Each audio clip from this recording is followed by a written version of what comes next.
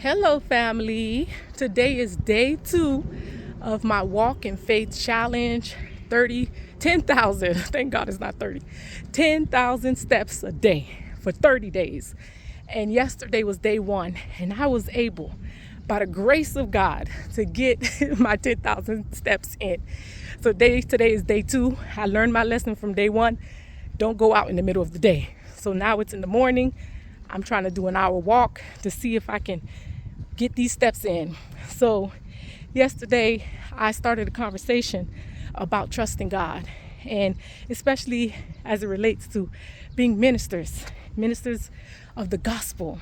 There's a lot of temptation out there, especially for those who are full-time ministers, because we know that you're really having to trust in the Lord in the area of finances. I can remember when I met my husband in Cameroon.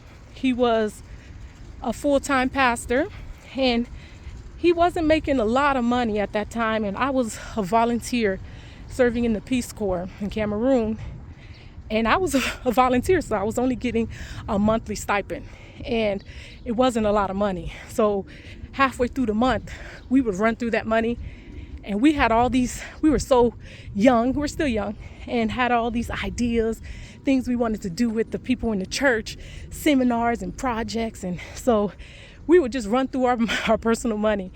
And, God was so faithful to us, and he would provide. And I remember my husband, being the gifted preacher that he is, he would sometimes be invited to other churches, other ministries for speaking engagements. And so I remember some days he would come home and he would be like, "Look, honey, look what I got."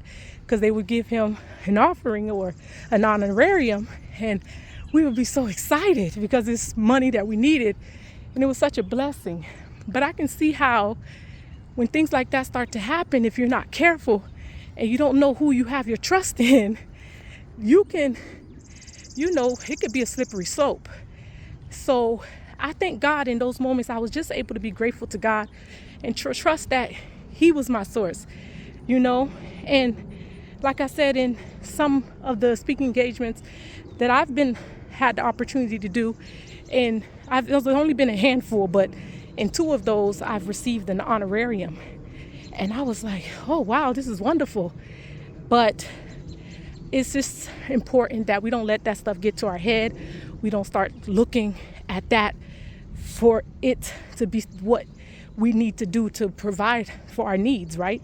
Because preachers, they have a lot on their plate, especially if they're full-time ministers, right? They have kids. Sometimes they need to pay school fees. They're trying to get a house. They're trying to serve the Lord. So it's a lot of pressure. But my prayer for ministers is that we continue to keep our eyes on Jesus. He is our provider. He's Jehovah Jireh. Like, he owns the cattle on 1,000 hills. Like, he knows our every need. He knows what we need when we need it. So it's so important that we keep our eyes on him and not on the gifts that he's given us, on the talents he's given us to use those things to make a living for us. He can use those things and he will provide for us. And, I've been receiving so many gifts from people in my church, and, sometimes I can't even remember who gave me the gift. It's a beautiful perk of being a minister. Like, people are grateful. They give you clothes, they give you jewelry. But at the end of the day, you have to be focused. You have to know why you're doing what you're doing, And yes, you will be blessed, but God is the one who rewards you. Sometimes your reward comes from people you're not even expecting it from, and God is watching us. He's looking at how we respond to everything, right? And so, we have to be careful as ministers. Even Judas, one of Jesus's disciples, he was walking with Jesus. He saw all the miracles, all the works. I'm sure he even loved Jesus, but he loved money at one point, because before he decided to betray Jesus for those 30 pieces of silver, if you read the Bible well, you'll see there were other instances that involved him in money. He was already taking money from the offering basket. I think he was the church treasurer. And then he was also having stuff to say when other people were making their own personal sacrifices to the Lord. You know, I think Mary was pouring oil on Jesus' feet and he had something to say. Oh, what a waste. We could have used that money for the poor. You are not concerned about the poor. You're concerned about your own pockets and your own belly.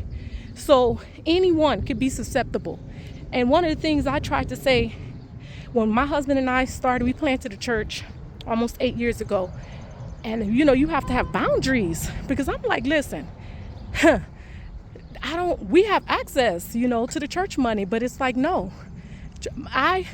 Said to myself, I would never mix church money with my personal money. I don't care if I'm caught up in a bind and, you know, it's a quick, hey, nobody will know, just I'll borrow and I'll put it back when I get paid. No, we're not doing that.